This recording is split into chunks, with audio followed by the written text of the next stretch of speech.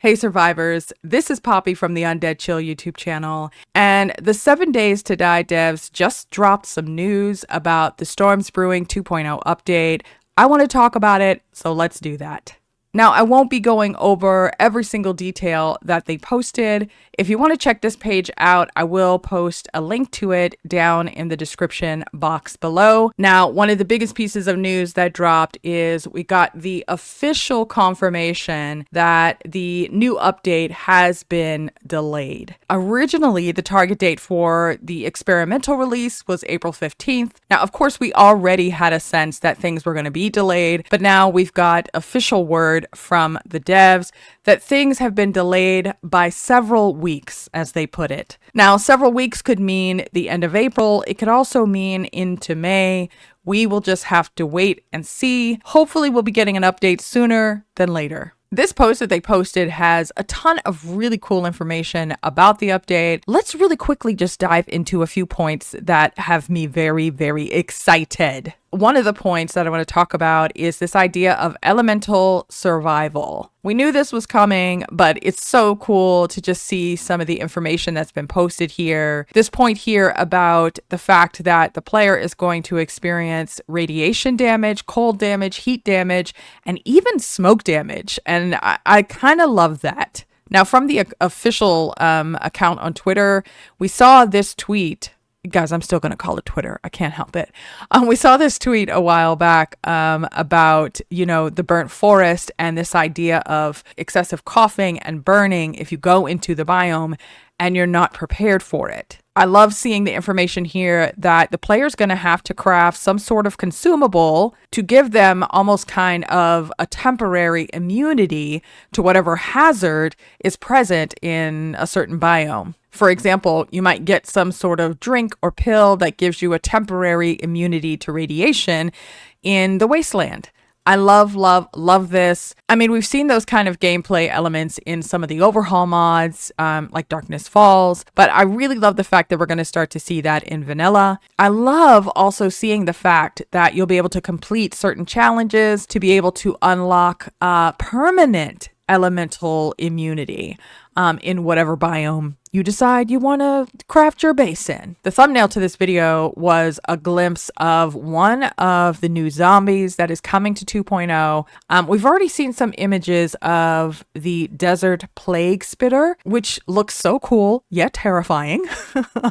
And then in this new photo that we got, we're getting a glimpse at the snow frost claw, a new zombie that looks like it's going to be specific to the snow biome. And I love this idea that there's going to be new zombies that are connected to specific biomes. I just think it's such a great idea. Can't wait to meet both of these gentlemen when I have my kitted out baseball bat. I'm ready for it. Now, of course, this wouldn't be the Storms Brewing update if we didn't have some talk of storms. And so we're getting more information about what's going to happen when there's severe weather. And suddenly, not only are you worried about the zombies, but you're also worried about how to survive what's going on in nature as well. This point here that even talks about the fact that players will be forced to take or build shelter when the storm comes. I definitely think this is going to have an impact on players that like to build their crafting bases on top of buildings. I'm kind of intrigued by the idea of how you're going to know when the storm is coming, if there's going to be some sort of warning. I think that would be really, really cool.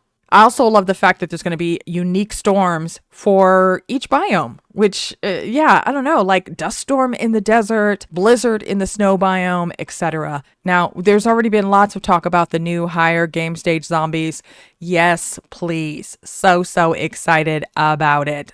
I don't even know. I can't even add anything other than that. Now, I don't want to talk about dumb zombies crawling because my head hurts and I hate it. But I guess we'll see what that looks like when they start popping out from a 1 meter space. These are the most flexible, diggingest zombies ever, as far as I'm concerned. It's wild. I think one of my favorite parts of any new update is new POIs.